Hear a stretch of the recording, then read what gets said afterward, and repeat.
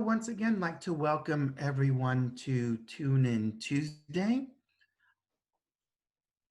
My name is Gaetano Vaccaro, and I'm one of the bilingual resource specialists here at the Long Island Regional Bilingual Education Resource Network, the Long Island Arbor. And I'm co-hosting today with my colleague, Heather. Hello, everybody. So let's get started.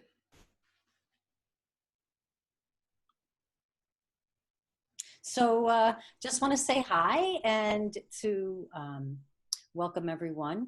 Thanks for joining us today. We're going to be talking about the NYSED Culturally Responsive Sustaining Education Framework.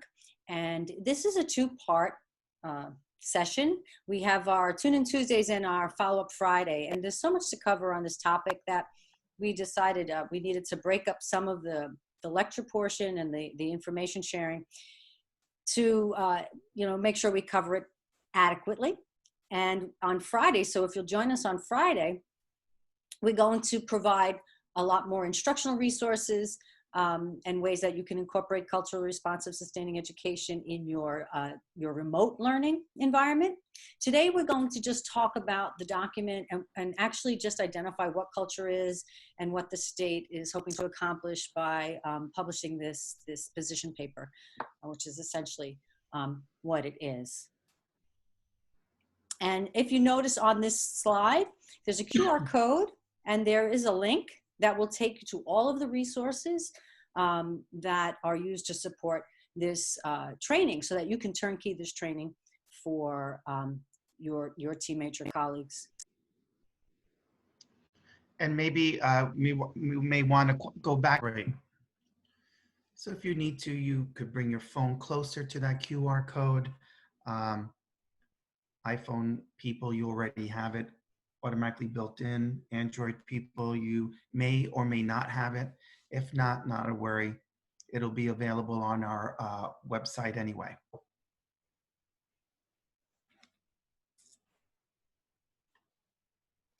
So here is our essential question. Did I go too fast? Everybody could just chat if you didn't get that. We have the link in there so you can actually, Krista, thank you for pasting that link. You can actually just use the link and go to those resources. So let's get started. So our essential question for today is, how can the vision presented in the CRS framework be put into action by all stakeholders? We have this really, I think, well thought out document, and we want to make sure to get the message out that it exists, and we want to talk about how we can best implement these things. This document itself does not come with a toolkit yet, but it is in the process of being created. So we'll stay tuned for that. And hopefully in this next coming year, we'll be able to provide you with the state materials to support their position on culturally responsive education. And you can get to that framework by following this link, and maybe we can copy and paste that into the chat as well. It's NYSED.gov/CRS/framework. I'm going to go ahead and show you what that page looks like.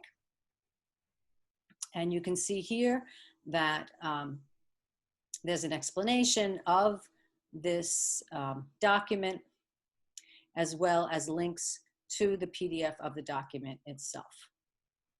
If you want to go there now, while I'm talking, you can open it up and you can download the PDF. I'm just going to give you a little view of what the document looks like. Just go to this table of contents, and you can see that it's broken up into the summary, and then it goes into the different stakeholders. So after you get an overview of what the vision is and the executive summary, you get a little deeper exploration of what it might mean for students, for teachers, for school leaders, and on, all the stakeholders that are identified in here. You have a really important thing on page 60, you have a glossary of terms, which I think is very informative. And if there was one thing you wanted to make a copy of and distribute to everyone, it would be page 60. So, and we'll talk about some more on Friday. All right. Oh, we did it again. Sorry about that.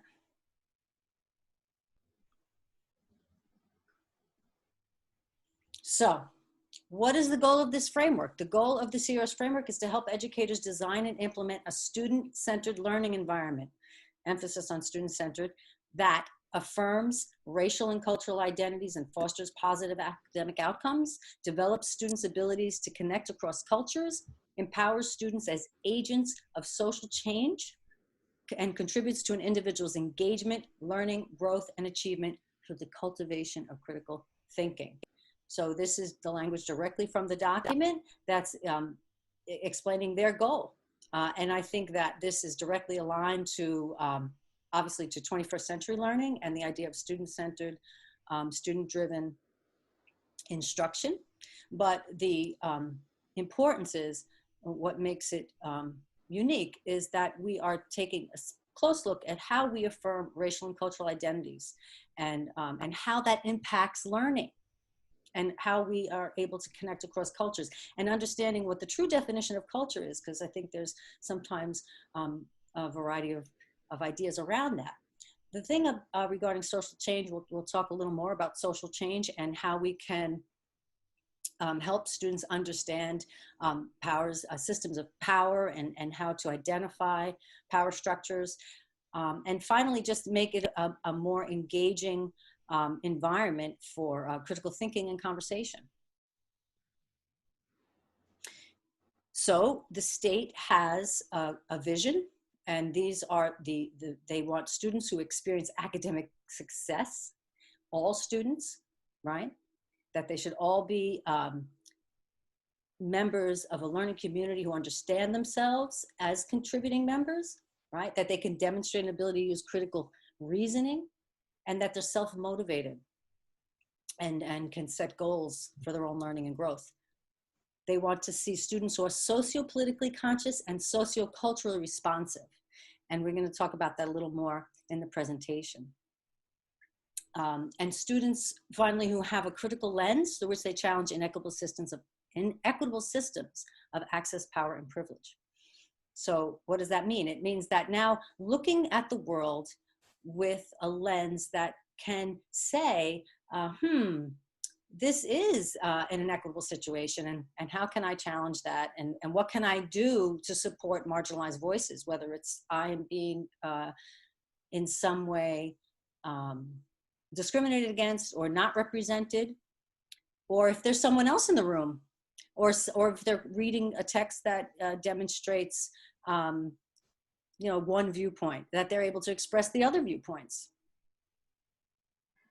So these are our stakeholders, everyone in the educational world: students, teachers, school leaders, district leaders, families and community members, higher education, faculty administrators, and our education department policymakers. It all ties in together. So Guy's going to lead us through a survey, and I'm gonna pull it up on the screen. So I've just put into the chat window where you can just click the link. Otherwise, if you go to www.menti.com and enter that code 552534, you'll also be able to enter it. Otherwise, go into the chat window and just click on that link, and we'll take a look at the responses. So as you can see, we have 26 people who have responded so far. So we have 55 participants. Let's see if we get a few more responses before we talk about our results.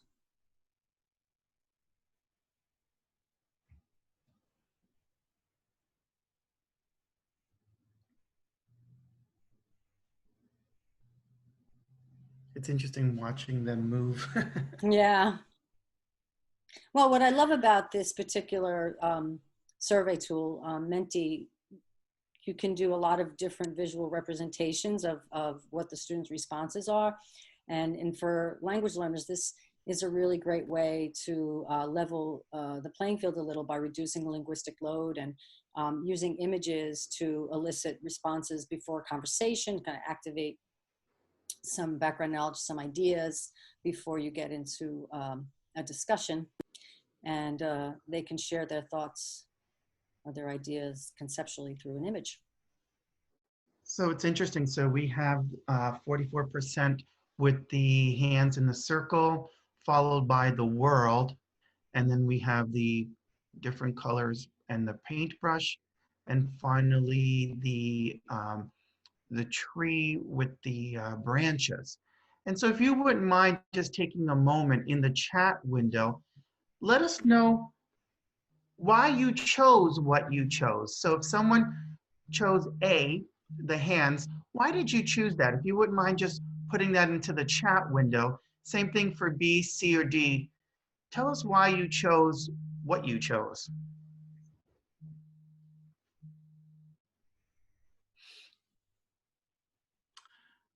So we have the hands are of young people. I feel the culture is more of a global perspective.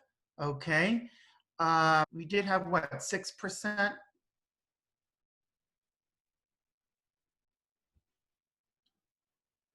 I find it so interesting that the tree is always one of um, the least evocative for some reason, or it doesn't seem to. And it's interesting because they use the tree as a symbol for this framework, and I'll show you that later. But I imagine the tree to have, some. I hear sometimes people talk about the tree, showing your roots, and then how you spread out into the world, and all the different branches representing all the different ways that culture can be represented. And there's lots of things you can say. There are no wrong answers. That's the important thing. There are no wrong answers. So what is culture? We've just done a couple of exercises to help narrow down our understanding and refine it. According to New York State, the New York State Education Department understands culture as the multiple components of one's identity, including but not limited to race, economic background, gender, language, sexual orientation, nationality, religion, and ability. Culture far transcends practices such as cuisines, art, music, and celebrations to also include ways of thinking, values, and forms of expression. And I highlighted that for you to say we have to move beyond culture when we commonly think of culture as someone coming from another country. And that is not an accurate definition, although it is one part. These ways and forms are in constant flux, as we just mentioned, renegotiation, and evolution. Schools then become a meeting point for cultures containing children and adults who bring with them multiple facets of their identity, along with unique experiences and perspectives. I just love this because this sums up everything we've been leading up to and discussing. And this is the actual definition from the education framework. And it helps us to embrace what the mindset of the CRS framework is about. Again, not just the practices, it's what we are bringing to the community. You have already seen Edward T. Hall's iceberg model when we talk about culture, right? And with the iceberg, we know you see the top portion and right by almost by the surface, what you can see, and those are the products and practices of culture. And then the larger piece that we do not see, the perspectives, right? And so when we talk about products, we're talking about, again, the things we see: language, religion, food, how people dress, right? Easily seen. Practices such as concept of time, personal space, eye contact. Again, we can see that, but then we go into the real deep part, which is larger, and those are the perspectives, the rules and values and behaviors of a culture. And we're looking at things such as attitude towards elders or authority figures, maybe individualistic or collective society, competition versus cooperation. So those are all the things that we need to consider when we're talking about culture. I always think of, when we started group work and everything's about working together. Well, what about those students? How do you get them immersed in that culture of cooperative learning when they're used to, working by themselves or when you're being evaluated and they come in and they say, well, student participation, well, you have certain cultures where they're not going to speak unless the teacher asks them a question. So a lot of things that needs to be considered when we're looking at the perspectives. So let's do a little activity for this kind of model. We're going to break you into different breakout groups, right? And for each, you're going to see features of cultures listed. And there's about 30, let's see, there's about 30 features that we want you to take a look at. And as you're looking at those features, we want you to kind of think about, let me go back to that slide.